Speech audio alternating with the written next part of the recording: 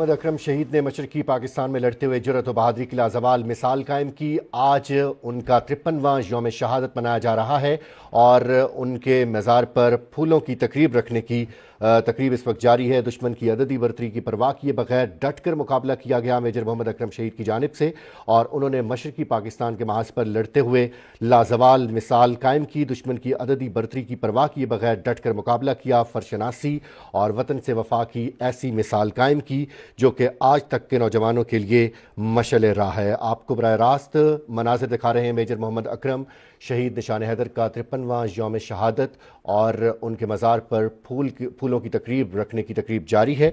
आपको इसी हवाले से बता रहे हैं मेजर मोहम्मद अकरम शहीद निशान हैदर का 53वां यौम शहादत आज मनाया जा रहा है। तकरीब के मेहमान खुसूसी मेजर जनरल इंतखाब आलम हिलाल इम्तियाज़ मिलिट्री हैं और मेजर मोहम्मद अकरम ने 1971 की पाक भारत जंग के दौरान भारतीय फ़ौज के लगातार